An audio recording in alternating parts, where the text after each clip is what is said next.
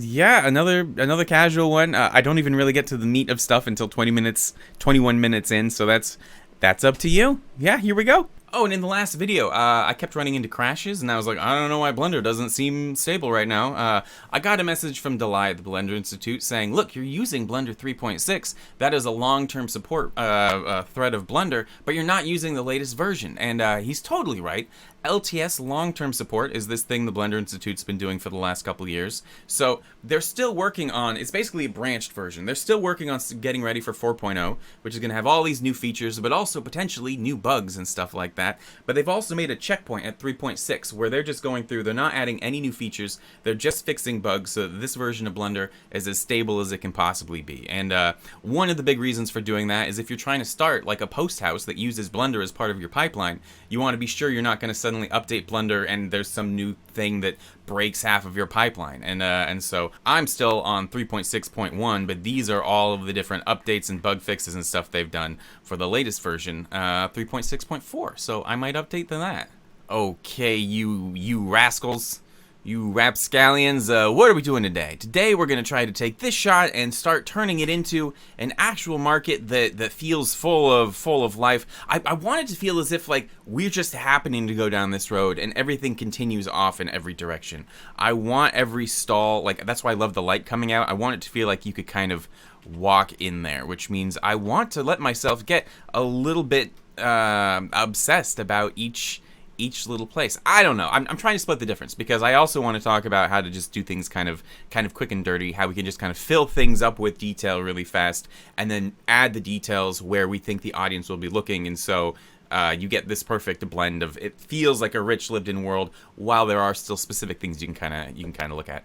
But yeah, I mean, it's kind of the thing where I wish I had infinite time because I would love to do like a whole web series just about a person working in one of these markets. Like, what time do they get up? Do they like getting up? Does that mean they couldn't do something with their friends the night before because they had to do this? Maybe they're covering for some.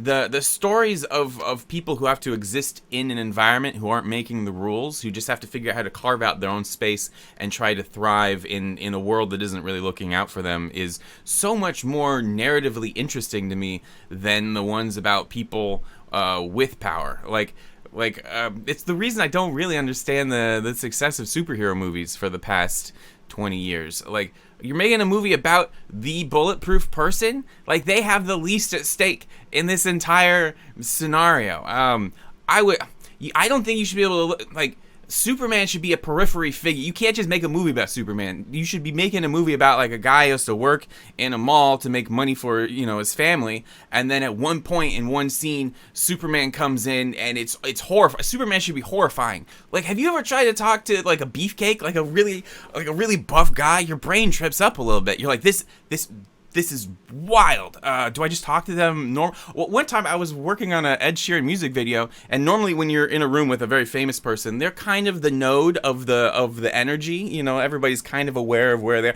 In this case, no one cared because there was also a sumo wrestler, like a real one. And everyone's just like, look at this guy. He is huge. And they're so quiet. He was so quiet, which is kind of a detour, but it is a detour kind of day because I want to talk about, the modeling, but also kind of the world building stuff. And for world building, you want to think about as many different aspects as you can. Like, I was thinking about spice shops just because look at these piles. This is such a cool visual. It's just different piles of spices with a scoop in it and a little label. I love that. And I started thinking, like, what's the history of black pepper? And so I was watching a YouTube video about the history of pepper. Pepper became a status symbol, a way for the rich to flaunt their wealth and affluence. It also doubled as a more stable form of currency than actual money. Could you imagine if these people had Instagram back in the day? They'd be showing off their sacks of pepper and spices on silver platters in fancy dining rooms, flashing chalices of fantastic. But it made me realize, like, this fictional city is supposedly like a post-apocalyptic kind of like last city in the world kind of thing, and a lot of spices only grow in certain climates. So where are these spices coming from? Which made me have to start thinking about all of this new stuff. Maybe it actually wouldn't be all that outlandish to have one store that just sold pepper. There's one guy who figured out how to like synthesize it or something like that. Anyways, okay, down to business. We're going to be looking for some image textures first, because that's going to be kind of the backbone of this workflow.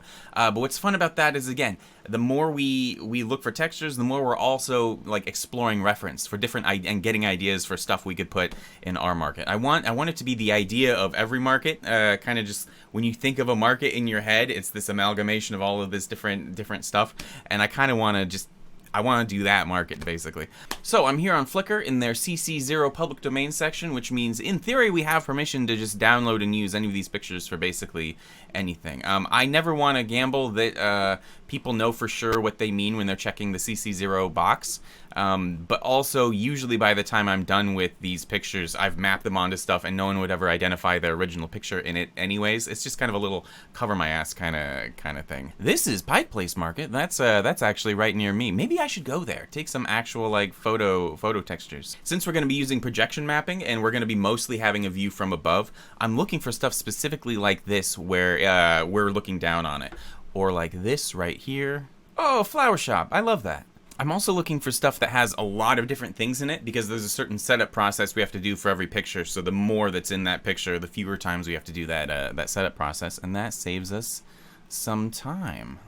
What's also cool about using Flickr is a lot of times it's just people's flat, straight vacation photos. Like they haven't put a grade on it to make it look like stock, fancy stock footage or anything like that. Oh, I love this one. Look at this. Oh, there's so much in there. There's so many different ideas for details and stuff in this too. Like I love these awnings here that flow down onto the water that's already flowing through the corrugated stuff to like this little gutter going around here at the back. And let's see, yeah, let's just copy this. And if we paste it into Google, we can actually find this video tour of someone shopping in the market. Here, let's go. Even just in this freeze frame, there's 10,000 different little details that you could learn from. Just the signage, the colors, the fonts, the puddles of moisture underneath the air conditioners. I love this kind of light purple with the light yellow. I would never make a building those colors. That is really cool. Sale, sale, sale, sale. I used to live on top of a rug store that for the past like 12 years has had its going out of business sale. Oh, the lady bra shop. We're definitely going to do a lady bra shop. And also just the way this, goes off into the distance, and like there's this diagonal kind of bit here where the awnings come down. The fact that this room is just like green pegboard. And it's also good for kind of discovering my blind spots. Like I released the pack of store signs a couple weeks ago, and like what did sitting in a vacuum just making a bunch of signs, what did I think to make stores of? That kind of shows what my interests are, but maybe that doesn't reflect an actual world. For example, there's a lot more clothes stores. I don't know if I've ever done like a clothing store in any of my scenes. In fact, let's do it. Let's build a little storefront. Let's add it right there. So here's the space here. Let's just cut out the window basically, like that and like that. This will be the size of a person, so we'll get them kind of standing in the window. So we want it a little bit taller. This will be the edge of the window here, and cool. I'm gonna hit Y to separate it from everything else. P, separate from selection, and I'm just gonna paste this into a new Control-C, copy objects, open up a new version of Blender. I don't want to have to deal with the rest of the scene. I do this a lot, where I want to work in a totally clean space, and so I'll just paste this in here, bring it to the middle. I'll pull this all out a little bit. Let's have maybe 2 panes, and then I want kind of a little, what is this called? The protrusion, like a little Victorian reading nook type window thing, and we'll have like somebody standing here and another mannequin. We're doing mannequins basically, as I'm very excited to see if a photo scan of a person could just be a mannequin, because they already are in Canny Valley, which is like the domain held for most of the last century by mannequins. So we'll go from here, grab all of these, hit actually let's Alt-E extrude individual faces, and pull that out a little bit. I to inset, and Alt-E extrude along normals, pull it back in, and we've got our window frames. I'm gonna hit P, separate by selection with these window panes selected, so now we have just our our glass here. Actually, I'm gonna hit H to hide those. And let's see, what makes it look like a window display instead of just people standing in a window? Like, I think having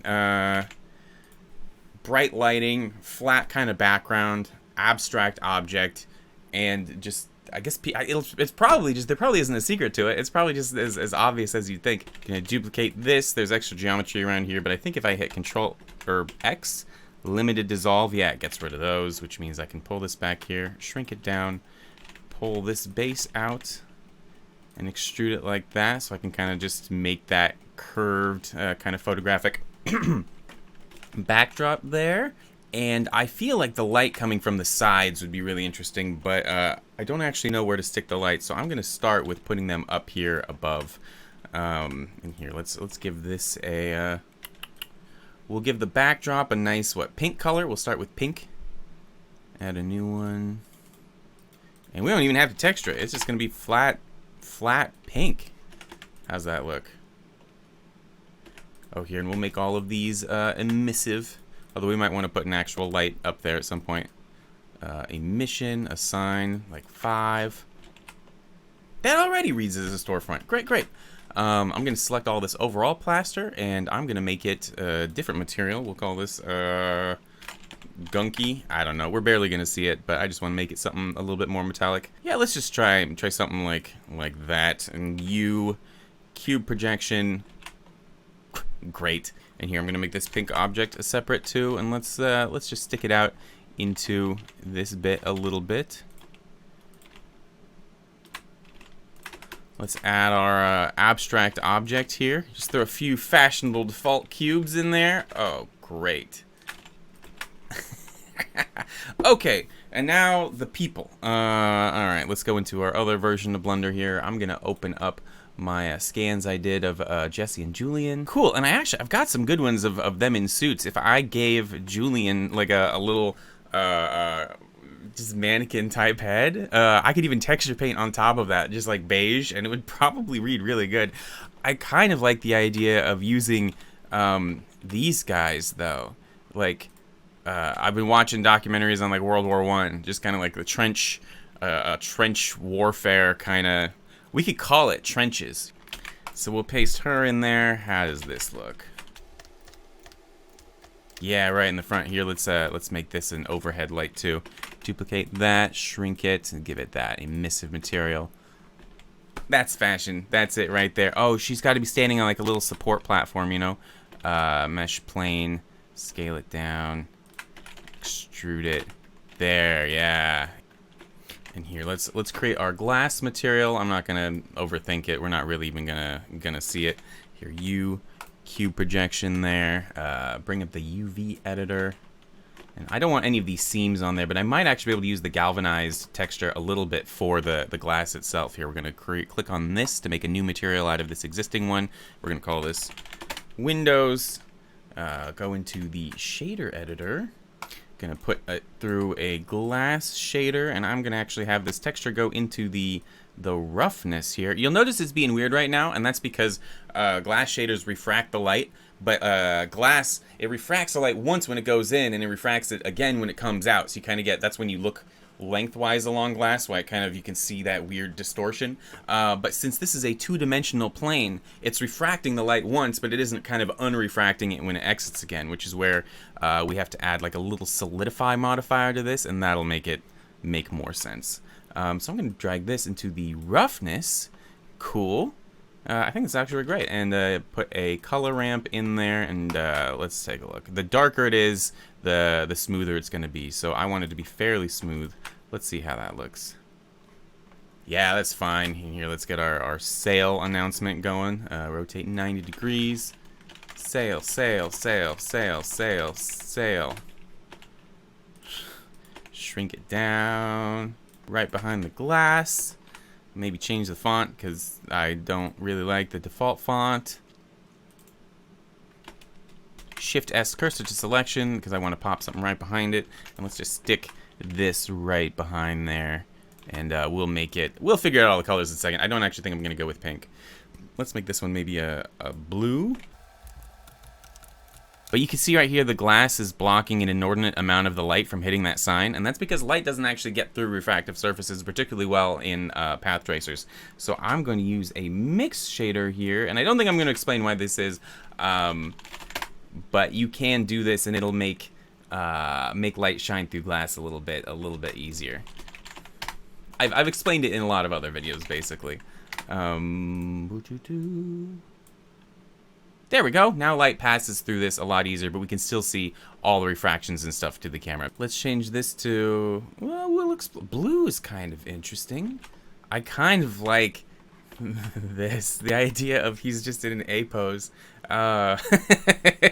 We just put him in the window. So here, I'm gonna duplicate him. Let's create a cube. We're gonna Boolean out all of this other garbage. So just clip it on his feet there. I'm gonna duplicate this cube and try to turn off proportional editing, clean up some of this stuff. I'm just gonna put the boxes where I want to get rid of the geometry.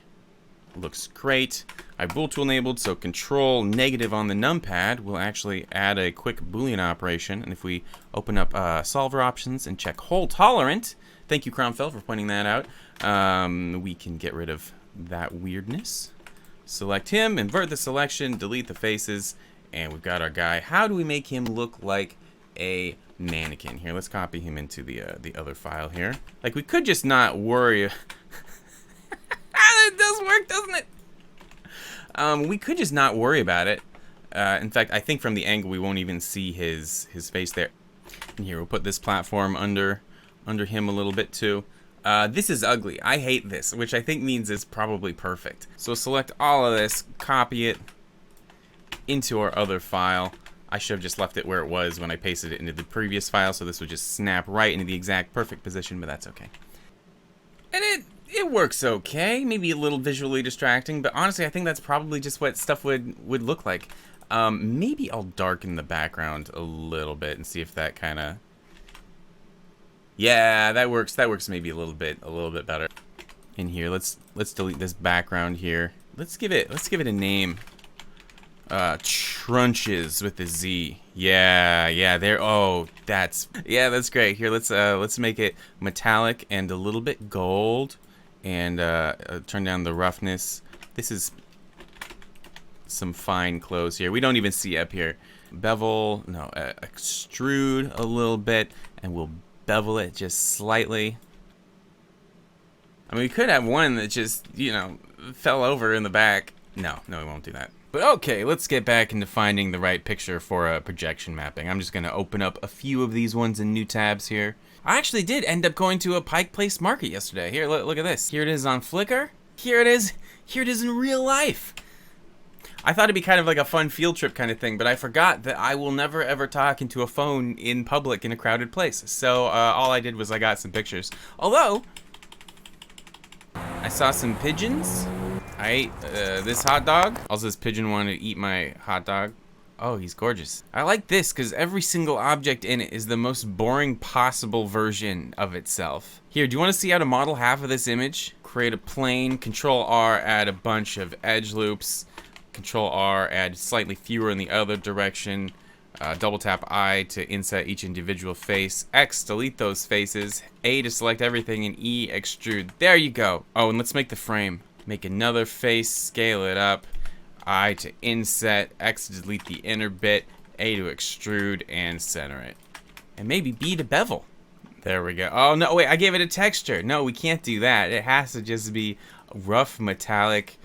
Yep, there we go. There's this cool barge that has this crane with a machine that just puts in the pilings. Actually, it's kind of cool. It's an entire barge just for putting in pilings, and just whenever they need to do that, they bring in the whole barge. And I like the idea of a modular, like every barge has its own function. You can just make an impromptu kind of town from all of these different bits and line them all up. I like the idea of maybe there's like a restaurant too. It's like, oh, it's the barge restaurant for whenever they're doing, you know, I don't know. I live near all of these inlets, and I always thought, how cool would it be to have like a barge? You can build a house or like a small, you know, those things are big. Build a whole little compound on a barge. And okay, we're now 17 minutes into this video, and I still haven't gotten to the meat of what I actually wanted to talk about. But it's not just wasting time, because this is how you brainstorm. Like the idea of a family that lives on a spice barge that goes up and down the coast in kind of a quasi-apocalyptic type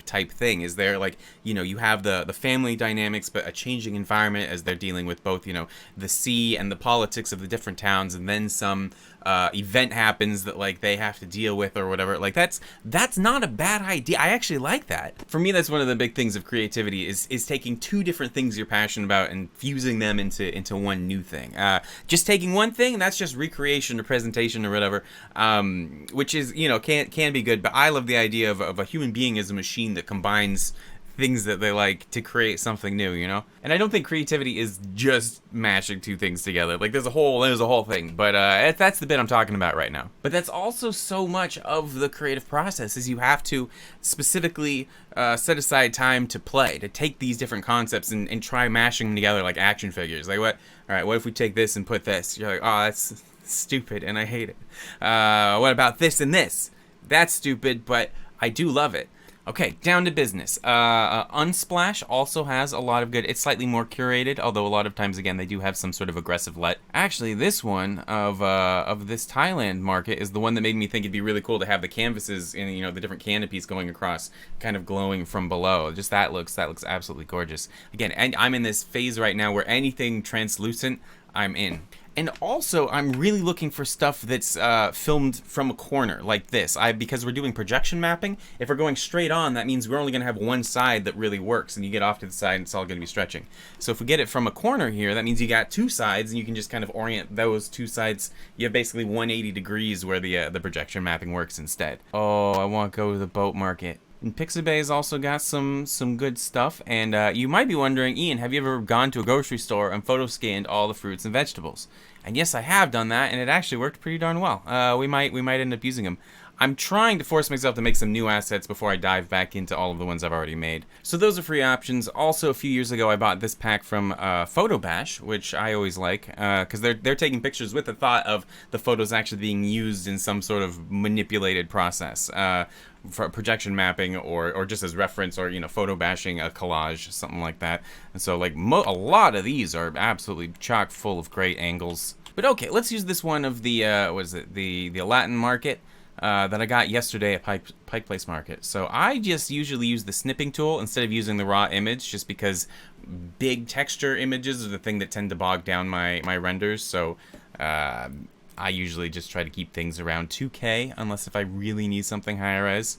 All right, we've got that Latin market, and you've probably heard of F-Spy. It's been around for a while. It's a great tool for aligning a digital camera up with a practical one, and it's going to make our job a whole lot easier. I'll include a link below. You've got to download the program here from F-Spy. It's free. It's all free. And also the importer, so you can get that information into Blender. Down here it says download the latest version. Make sure you download the file called this. I didn't the first time. I got confused. So I'm going to drop in my picture here, and you can see we've got the red lines on one axis and the green lines on another axis, and you just line those up with your picture, basically. So which can actually be harder than you'd think. Here, I'm going to put this up here on this line, and this one down here on the other one, and you can see this little gizmo is already trying to make sense of what we're doing. I'm going to follow this shelf here for this axis, the one going kind of, you know, forwards, back, left to right. And let's try putting this here. Like, we have no guarantee they put this shelf on the right axis, you know, perfectly lined up. So what I like to do is take this little gizmo and just see, is this lined up vertically? Yeah, does it line up with the shelves? Pretty close. What's it do when we get over here? And yeah, this actually seems to be lining up pretty darn well.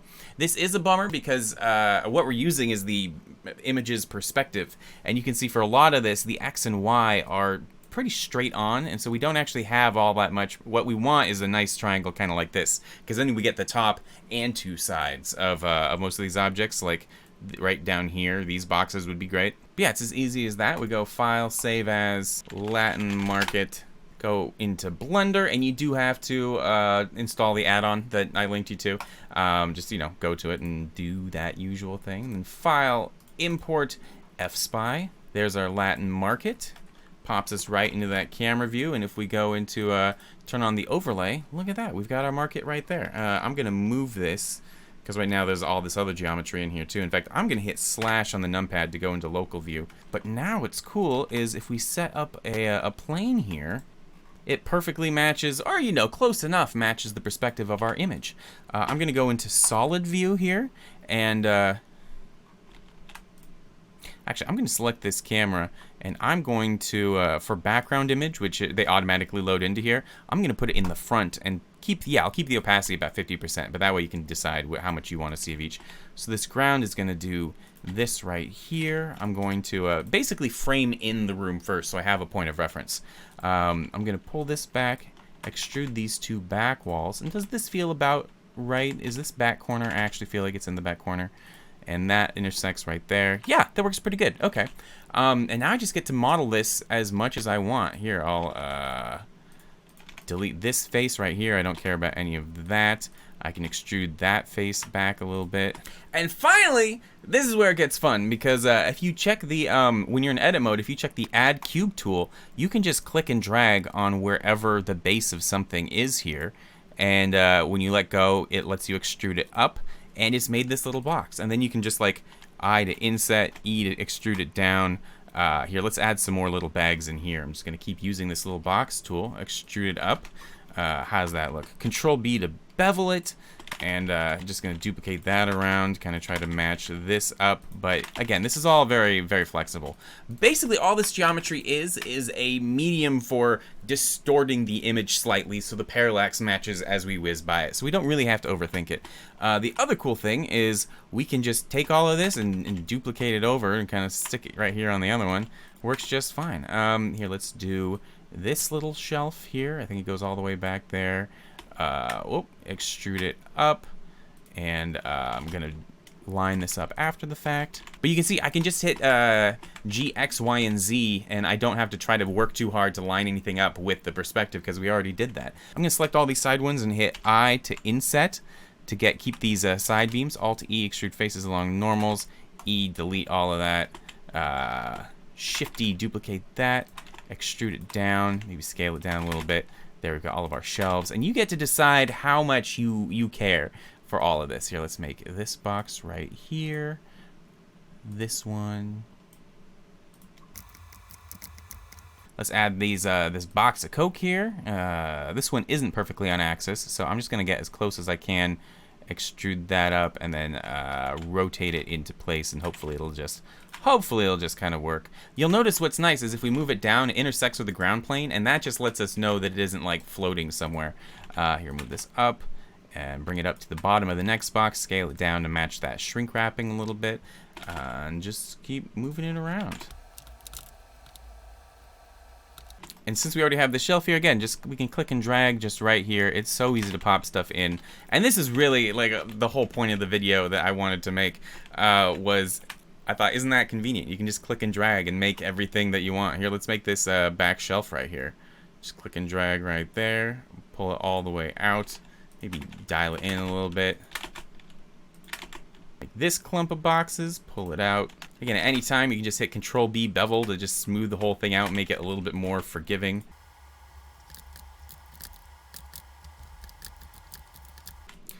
Let's make this shelf right here. Pull that out, duplicate it for this other shelf below. Inset, extrude. Just pull these into the top here till they kind of match the right angles. Sure, and I might actually see this bit's hard because this is perfectly in line, so I can't really see what I'm doing all that well. But here, let's take these and see if we can just bevel that out. Cool. Control R to add an edge loop here, and we can just take these and inset that. Same with here on the end. And it looks like this sign is kind of in line with, we can't just like click and drag in the air because the sign is suspended, but it's in line with over here, so we can just kind of do it like this and then slide it over, and it should be in about the right place kind of spatially.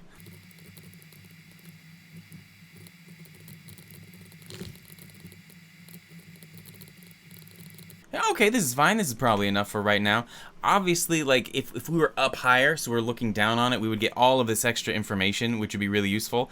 As it is looking straight on, it means we're missing quite a bit. And so that's where, if I didn't feel as weird about being just a weird person in a market, I should have held my hands up and really taken like a high picture.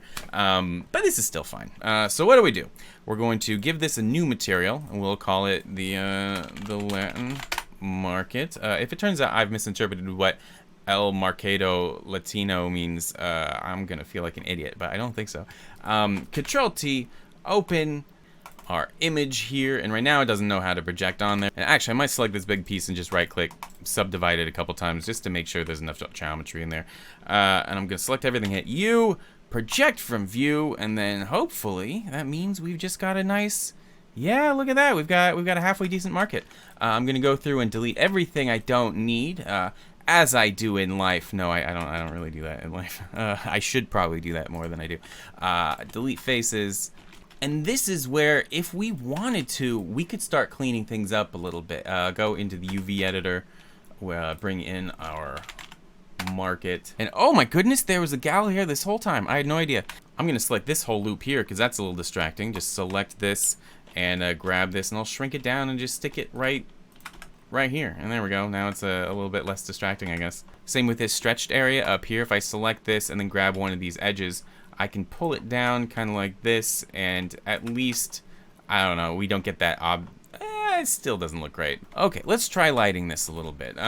So in this case, there aren't a lot of actual light sources here, but let's still give it a shot. So I'm going to go into the shader editor here, and I'm gonna plug this texture down into the emissive input too. Which means now it's all glowing, but I'm also going to drag it down into the emission strength. So the brighter the image is, the more emissive it's going to be. And if we go into rendered view here, you can see it's already kind of doing a thing, but we can use a color ramp here and plug that in between the emission strength. Here, if we control shift click, we can see a preview of how emissive everything is. I can drag the black level up until only the lights are visible, and I can change the white value to be like 5. And then if we go back into this, it's actually kind of lighting itself. And this can work really well in certain situations. You can see right here we're getting all of this, you know, this other stuff in there too. And this isn't like a good workflow thing, but it is fun for this exact method of trying to get that texture of reality.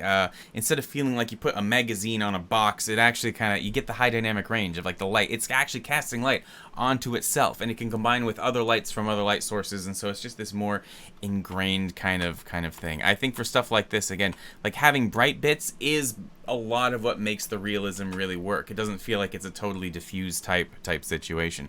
All of this was done so quickly and sloppily because I knew there was going to be a lot of motion blur, so I didn't worry about cleaning up a lot of it. But I was still really surprised by how well things kind of turned out. And then here, let's turn the roughness down a little bit and turn the specular way up. And here, I'm going to supplement this with one more area light too. And oh, it appeared upside down. Have we been upside? We've been upside down this entire time. That's amazing. Okay, so we'll just rotate that 180 degrees. When I was setting up the stuff in F-Spy, I wasn't looking, and the fact that like that gizmo was pointing downwards means I was secretly setting everything up to be upside down. But here, let's set up our light here. Little area light, because I want to quickly set up some specular type stuff. Let's see how this looks. And yeah, these speckles, I guess, are a little bit annoying. I mean, there's a lot of things you could do. You could give them a different material that doesn't have the emissive bit. You could do a texture paint to, you know, control, to mask the area. I've found, though, that, like, in a scene with a lot of motion blur, it's little twinkly bits that add the texture that really actually add to the realism. So I'm just going to let them live. I'm also going to use the image. It's going to feed everything. Let's plug it into the normal, going through a vector bump map here into the height. We're going to make the distance be like 1 centimeter, 0, 1. Turn the strength down just a little bit. It doesn't look good on the stretching, I suppose, but a lot of this other stuff, it looks kind of okay. Actually, here, we'll turn the roughness up and the specular down a little bit. And let's clean this up a little bit. I'm going to select this and hit Shift G coplanar, which will select everything else along this same plane. Actually, I'll just select from here to here. Go into the UV editor. I'll just hide it down here, and hopefully that'll be, yeah, that looks okay. This bit right here, the stretching is a little bit too obvious, so because we're not really sampling anything from there, so I'm just gonna grab this and like here, it'll be these guys now. Cool. All right, now I'm gonna delete the camera here, and let's try putting it into our actual scene. Let's see where it goes. First, of course, I'm gonna try to get the scale right. If somebody were in here, how big would they be? That seems about right. Well, that makes me realize this room right here is a little bit short, so let's expand that and see if we can just raise it up to match the ceiling of the actual space a little bit. Oh, the other thing FSpy does is it does override your resolution, so I want to change this back to a 1920 by 1080. But look at that! Oh, it's got just this great little cozy glow to it. I really like that. Okay, so let's put this light somewhere kind of sensible here. I might delete some of this upper stuff here. Delete those faces. I want to tuck the light back behind everything. Again, I always want it to feel like the light's kind of bleeding out and you're seeing these glimpses into all these other cozy places. So I can just pull this wall back a little bit here. And the other really cool thing is now that you have all of this projection mapped, you can just duplicate it and stick it kind of wherever you want. I'm gonna hide the background for a second, H, so we don't accidentally select it. I'm gonna grab all of this stuff here. And I still want it kind of oriented this way, so I'm going to do this, rotate it this way, and now since that good edge is on the far side, I'm just going to scale it on this axis, and we'll tuck it down here kind of right under the light. Maybe we'll imply it's like some shelves. They have kind of like walkable shelves. Let's grab all of this stuff right here, and we can kind of, that might show off the stretching, but here we can at the very least kind of stick this like that. And right now it's obvious because it's right next to each other, but we can just hit, here I'll duplicate this and hit P, separate by selection, and now we just have this other little module that we made that we can stick kind of wherever we want. And so you can just so easily come up with a pack of little market pieces and build your market with them. And you can reuse it a bunch. Here I'm going to flip it on this axis, and let's try putting it in our blue stall here. See, that works great, and no one's gonna feel as if it's being copied and pasted, especially once we add all of our additional stuff. I do think, let's see, this glossiness feels a little bit too smooth. Let's try dragging the image into the specular also, and here we'll control it with a color ramp here, and let's just try to make it split it up into something. Yeah, that feels more natural. Here, let's take this sign here, and let's just stick it up here. We can even use it a few times, I think. Once right there. Once right there. A slightly different angle. One more time. I think I want this blue light even brighter. Let's go very bright. Yeah, I like that kind of glowing, soft glowing feeling from the inside there. Next, I'm going to do that whole thing again, but I'm going to try to find something that's just some loose boxes that we could scatter around just to kind of like, you know, mix and match. Yeah, let's do this one. It's going to be hard because we don't really have a clear line of any, you know, of the different axes, but I think we can just eyeball it here. I can save this. This is too big, this is too small. We'll use it a lot.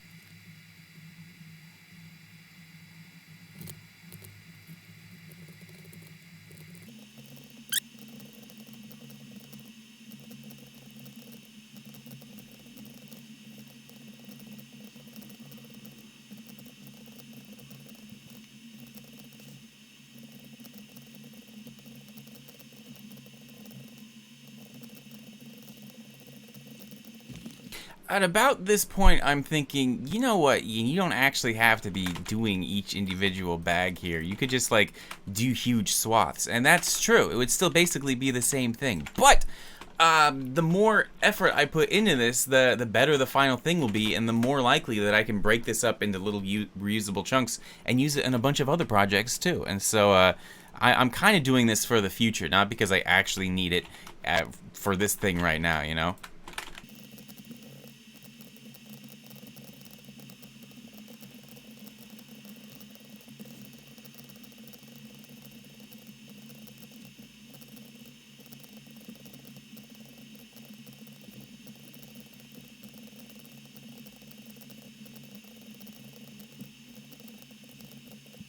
Okay, I hope it was worth it. Let's give it a material I haven't saved this entire time. Ha ha ha! Laughing in the face of danger. Alright, you project from view. And, oh, here, let's go right-click, shade auto smooth, and under the data properties, let's change the normals until these smooth out. Ooh, in fact, yeah, let's do that. I think that'll actually work well. It smooths out everything. Does it render? Ooh, it does. What if we put a little light on it? Like, I'm gonna smooth out everything even more. Yeah, that's excellent. Still haven't saved because I don't know why. Turning down the roughness, plugging this into the normal through a bump map.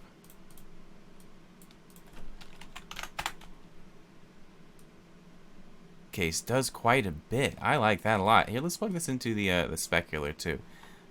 Bright ones are going to be shinier, dark ones less so.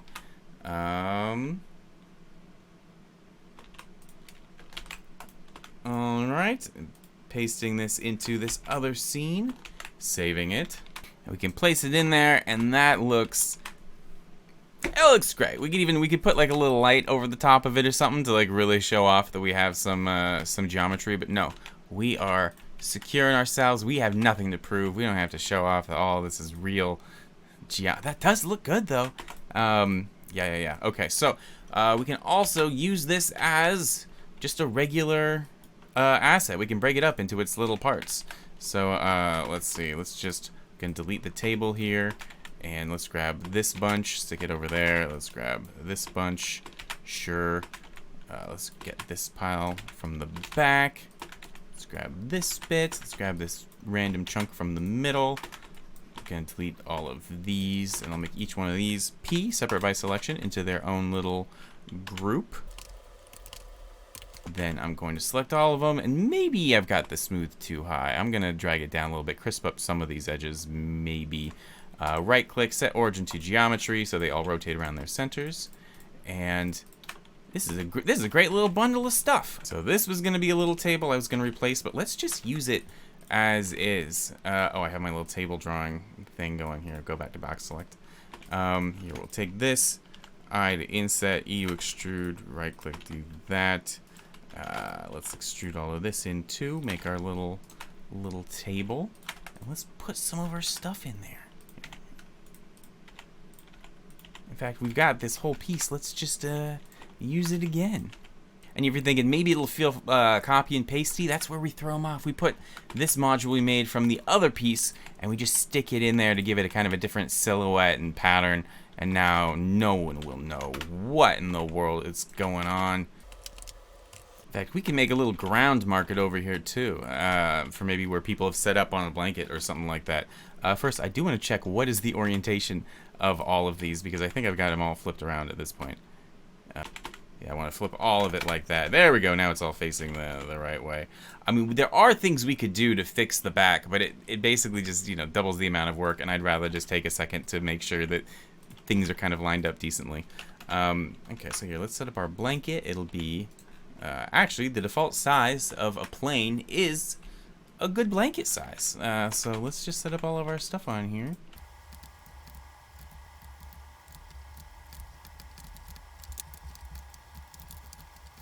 The blanket material, I don't know, we'll figure that out later. We'll give it a nice dark blue. And how does that look? It looks underground.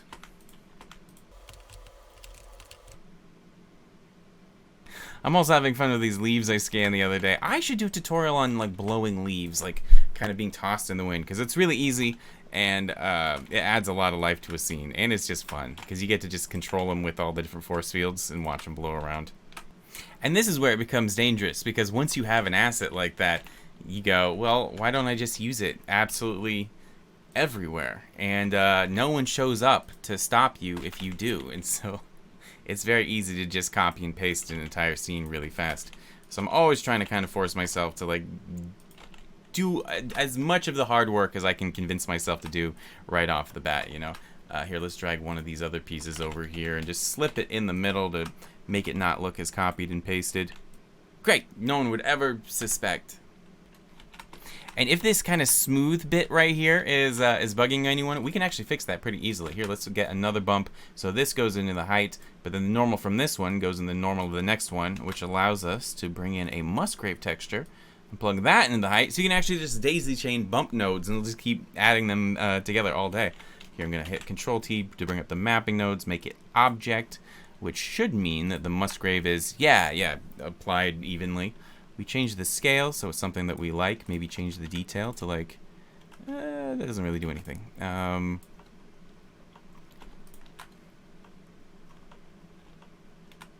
then we turn up the distance just a little bit.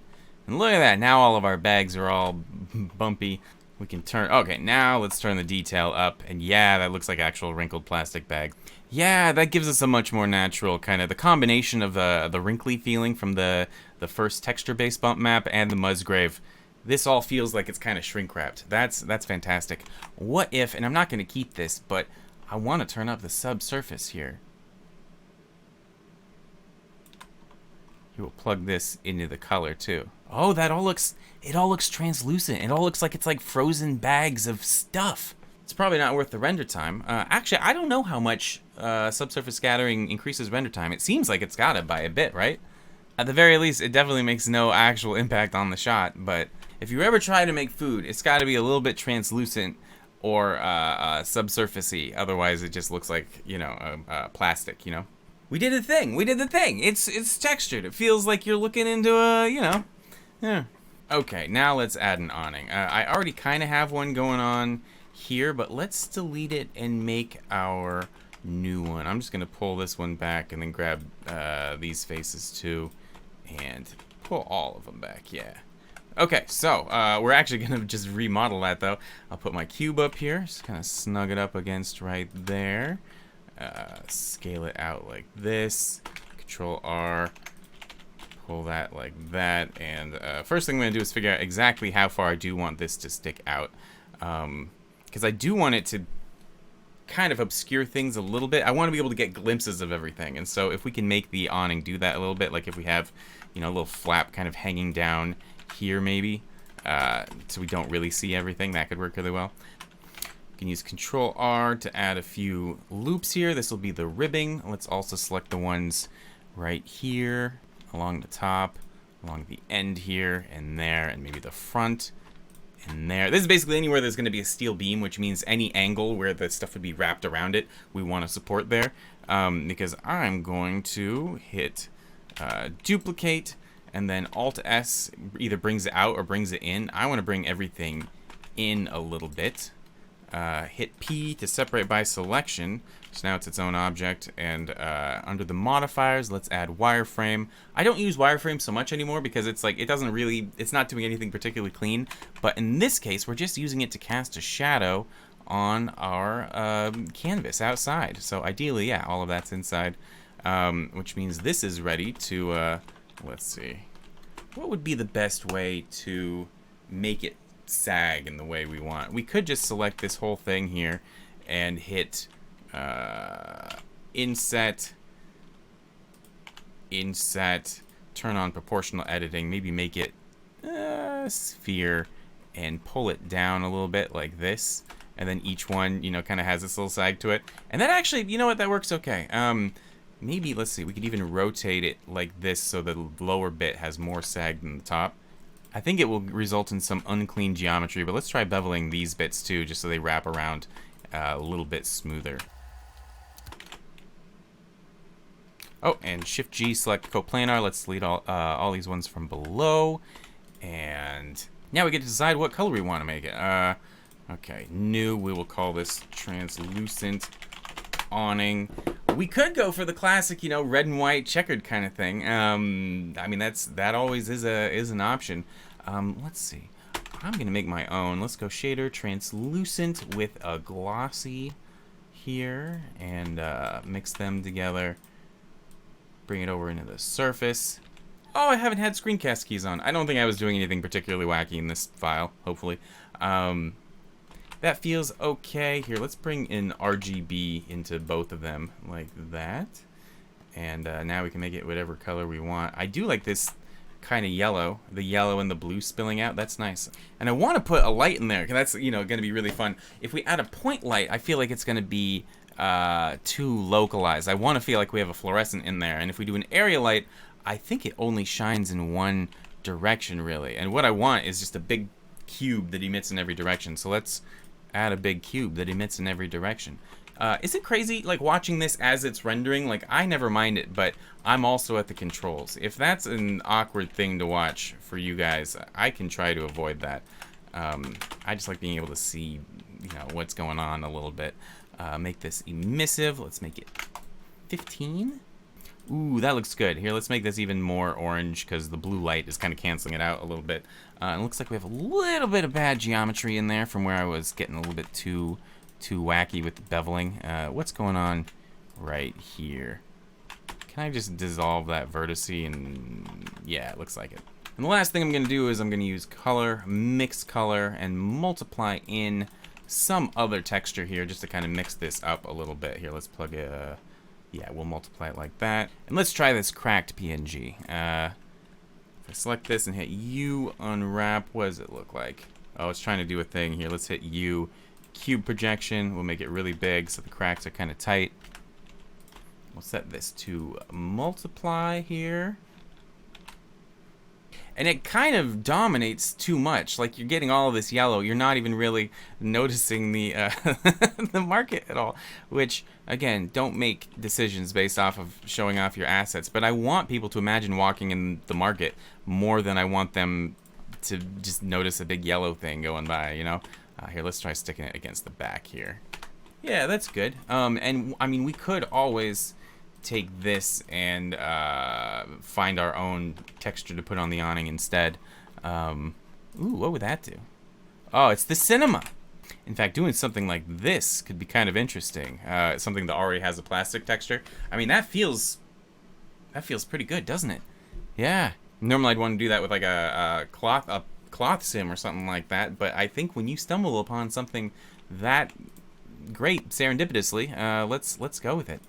Here, let's make these wires a little bit thicker. And let's grab every other one of these and hit F3, triangulate. And what's that gonna... I don't know if that'll be good. Ah, yeah, it doesn't hurt. And also, you'll notice, you know, for all of the plaster, for the stuff that actually makes up the actual building, you don't really see any of it. We barely have to do anything with that, which is where, again, I kind of like to work in this iterative kind of way where we don't spend all this time UV unwrapping all of this. Like, these are the only two faces we even see, just to cover it with a bunch of different stuff. Yeah, there we go. And here, let's get this little ridge up here. Just Alt-E, extrude faces along normals, and then we'll bevel that, smooth that out a little bit. And I'm going to start letting myself paste things in from other files, because that would be a perfect place for a vending machine. So let's paste this one in. Do you remember this? This is one of the first assets I ever uploaded to Patreon, I think. Oh, it's great. It ties the whole scene together.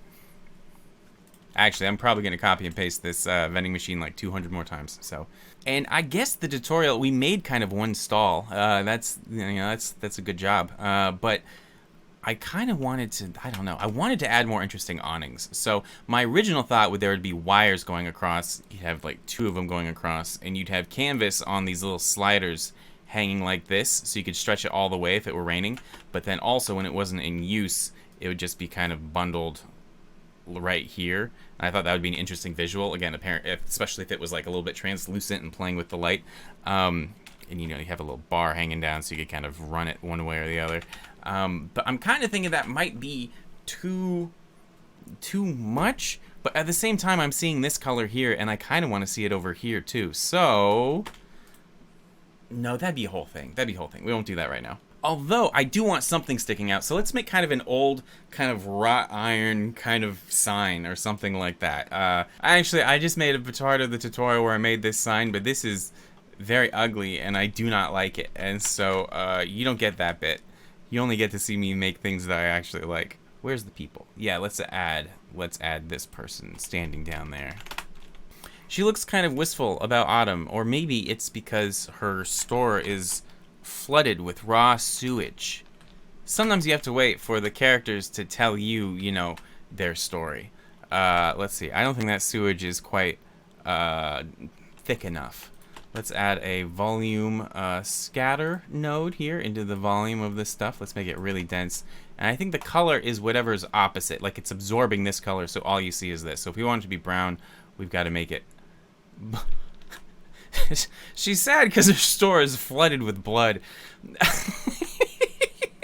Wouldn't that be interesting, though? Like, it would make people think, they'd be like, why was that one store we saw for 20 frames flooded with blood? No, alright, this means it's time for me to go to sleep. Oh, wait, I guess I should mention, yeah, you can just go to a market and scan groceries. I feel very embarrassed to do it if there's anybody else around, but I go really late at night, and here we go. They're not as good as the ones we made from hand. You can see it's just a bunch of blobs and stuff, but in a lot of cases, that's pretty darn good. Like, I could definitely put this inside one of these other markets that we're not going to see very well, or I was going to have, like, a few doors on some of these, so it's, like, inside of a little stall with, like, already some diffused plexiglass or something in front of it. Yeah, that works great. Okay, and I did another render. I stayed up a little bit later, and I just copied and pasted all of these modules around and kind of filled out the market. And it looked like I did a lot, but it's literally just copying and pasting this stuff in all the little nooks and crannies. I think stuff's coming along. I am excited to layer a layer of something over the top of this. I think it's going to hide the absurdity of the car movement a little bit too. I think I also want to add a lot of secondary stuff from the car movement. Gravel skidding out, maybe some leaves blowing up into the air. I want to kind of justify this car actually moving fast through the space. But yeah, you can kind of see what I mean with like the assets. Like, there's all of these little markets here, but there's nothing to look at. There's nothing actually, you can't see what a single product is. It doesn't really matter. There's nothing, I don't know, there's nothing that draws you in. And so that's what I think the last video will be about, making specific interesting signage that looks, you know, custom designed for this spot, and adding, maybe we'll do that as a fourth video, adding leaves blowing and kind of all of that. I rendered it with 0.35 motion blur instead of 0.5, which is, you know, half the length of the frame, which is the standard amount. Because honestly, I wanted people to be able to see some of the details, but it kind of feels a little bit stuttery when you see it playing back, and so I might change it to 0.5 for the final. Also, it's interesting. You can see what I mean about, like, it's the specular highlights here. This feels realistic, and this kind of feels just too matte, which is usually my problem. And I also lengthened the shot so that you see the car kind of driving down this alleyway. I don't know. Again, I'm going to put something here that it blasts through, and so we'll be seeing all of that stuff kind of settling. But yeah, that's where we're at right now. I will talk to you soon.